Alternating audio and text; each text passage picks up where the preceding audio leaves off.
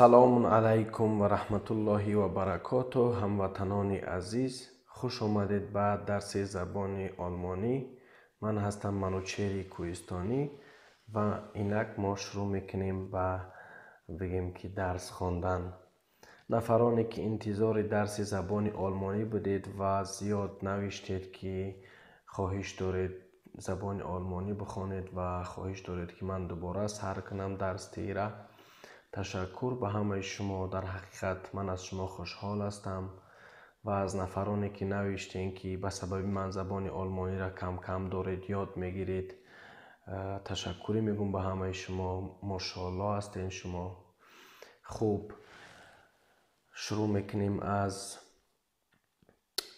درس امروزه ما، یعنی که به درس امروزه ما از خطاست به درس امروزه ما. خوب، Ja, Nein, Fragen und Antworten. یعنی یا به معنای بله، nein یعنی نه، fragen یعنی خوب سوال کردن und antworten جواب دادن. خوب، machen Sie das. machen چون که شما میدانید انجام دادن.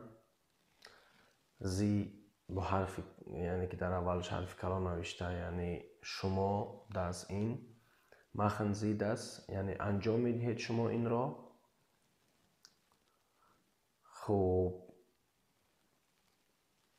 یعنی در مورد صحبت میکنیم که یک انسان سوال میکنه، یک نفر دیگه جواب میده.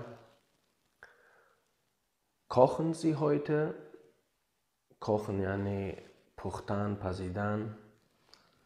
این سوال این است که kochen Sie heute، آیا شما امروز طعام میپزید؟ خب بگیم که طعام نوشتگی نیستک، اما در زبان آلمانی وقتی که این سوال را کردن به معنی هست که آیا شما طعام میپزید. kochen Sie heute، آیا شما میپزید امروز؟ klar، یا این که مثلا ja ich koche heute. ja ich koche heute یعنی بله من امروز طعام میپزم، یعنی که میپزم چیزی. خوب، برای خوردن. سوال دوم، arbeitest du viel. آیا تو arbeitest du viel یعنی آیا تو زیاد کار میکنی؟ ja ich arbeite viel جواب میدهد که یا یعنی بله من arbeite viel کار میکنم زیاد، یعنی که زیاد کار میکنم. lesen Sie gerne. آیا شما با خوشحالی میخوانید؟ آیا یعنی که با شوق میخوانید؟ lesen Sie gerne یعنی gerne به معنی یعنی بگیم که میپسندید خواندن را. ja ich lese gern بله من میپسندم خواندن را، یعنی که من میخوانم با خوشی، یعنی که دوست دارم خواندن را. lesen Sie gerne. ja ich lese gerne. kommst du heute. آیا میایی تو امروز؟ kommst du heute آیا میایی تو امروز؟ همیشه فراموش نکنین که در سوال کردن در زبان آلمانی فعل یعنی در اول میآید و همون خاطر kommst du heute یعنی میایی تو امروز. یا klar یا بله یعنی بله حقیق. ich komme heute من می آیم امروز. ich komme heute. hört ihr gerne Musik. آیا شما یعنی که با شوق موزیک گوش میکنید، موسیقی گوش میکنید؟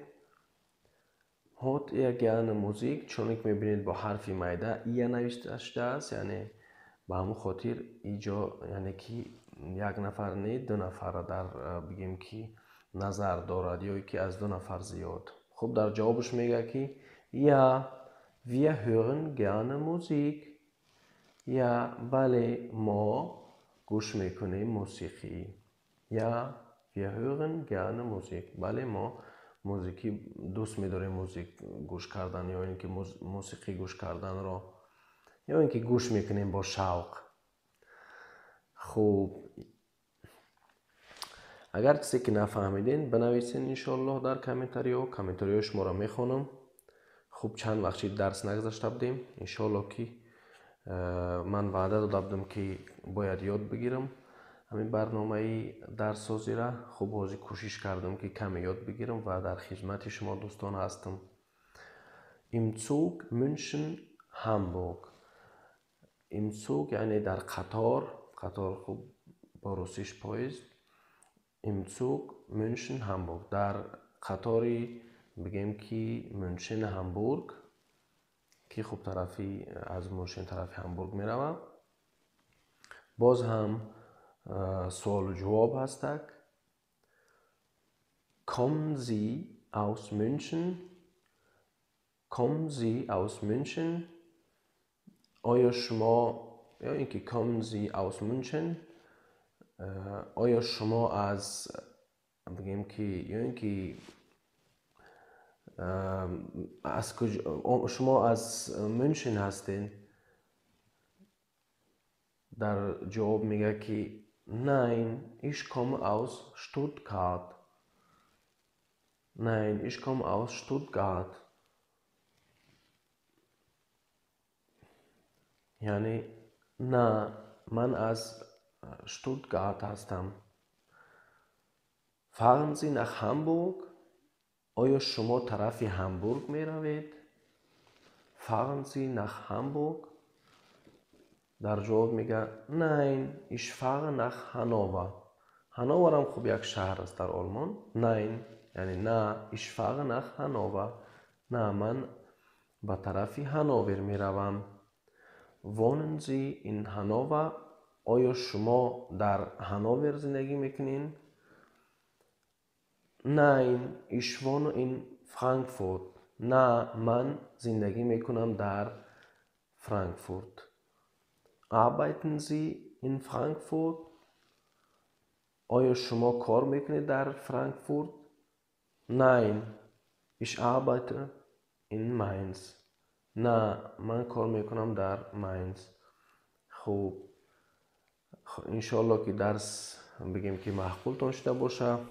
خوب کوشش میکنم از این بعد درس ها را زیاد کنم و از این برنامه گرفتیم اگر که دوستا را خوش بیایه با انشالله که کوشش میکنیم که درس ها را خوبتر بکنیم. این هم سرشویش قین است. همیشه وقتی که یک کار باید شروع کنی همیشه یک وقتی در کار او وقت کی میاد در فکر شی، اما بهترین روز همون روز است که شروع میکنی، یعنی که به درس دادن یا اینکه به همون چیزی که میخواستی یعنی که انجام بدی. خوب، تشکر به همه نفرانی که درس زبان آلمانی را تماشا کردین. خدا نگهدارتان باشد. موفق باشین. خداحافظ.